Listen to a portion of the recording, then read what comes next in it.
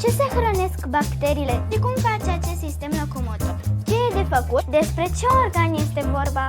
Ce este creier? Chiar mă bucur că ai început cu întrebarea asta. Mihai, Da, tu cât poți să ții respirația? eu cred că pot în jur de 35-45 de secunde. Dar de ce nu ne putem ține respirația mai mult? Pentru că organismul nostru are nevoie de oxigen în permanență ca să funcționeze. Cum adică oxigen? Te referi la aer? Mă refer la o componentă pe care o conține aerul. Cel mai bine, o să fac o scurtă explicație ca să înțelegeți. Ok, te ascult. În momentul în care tragem aer în piept și ne ținem respirația, practic ne umplem cu cât de mult aer putem. Dar în momentul în care simțim că nu mai putem să ne ținem respirația, îl scoatem ca să luăm altă gură de aer. În ideea aceasta, noi când nu ne mai putem ține respirația, încă avem aer în plămâni, dar pare că tot avem nevoie să mai tragem aer încă o dată. Până aici totul clar? Foarte clar. Noi, ca să funcționăm, avem nevoie de o componentă pe care aerul o conține, și anume oxigenul. Aerul este format din mai multe gaze invizibile. Cea mai mare parte se numește azot, urmată de oxigen, iar mai apoi cantități foarte mici de diverse alte gaze.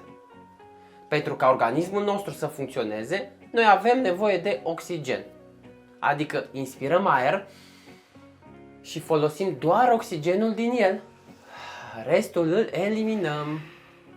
De aceea nu ne putem ține respirația la nesfârșit, tocmai pentru că organismul nostru consumă oxigenul din respirația respectivă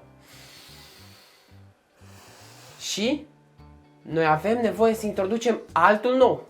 Așa că eliminăm resturile de gaze pe care aerul le conține pentru a inspira din nou aer cu oxigen. Ați auzit probabil expresia deschide geamul că nu e aer. De fapt, în aceste situații, oxigenul din încăpere începe să se consume și simțim că avem nevoie de aer proaspăt, care vine la pachet cu porția de oxigen de care avem nevoie. Sper că este mult mai clar acum. Da, este mai clar. Deci este foarte bine să ne aerisim camera ca să fie mai mult oxigen în cameră. Tocmai ai vizionat o lecție video din proiectul educațional Despre mine și corpul meu. Este foarte important să știi că fiecare videoclip se leagă unul de celălalt. Așa că abonează-te acum ca să nu ratezi nicio lecție. Scrie-mi în comentarii orice curiozitate ai despre tine și corpul tău, dar și ceea ce nu ai înțeles din aceste lecții video, iar eu o să-ți răspund pe înțelesul tău. Și nu e doar atât. Am pregătit 3 cărți educaționale ilustrate în care o să înveți tot ce ai nevoie să știi despre tine și corpul tău, dar și abilitățile vindecătoare ale alimentelor. Da, acest material o să-ți prezinte ce puteri vindecătoare au alimentele în corpul nostru, în corpul uman. Deja, foarte mulți copii folosesc aceste materiale și distracție la cote maxime.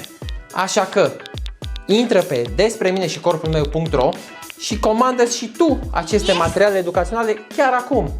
Până atunci, învață, aplică, explorează, haide, despre mine și corpul meu.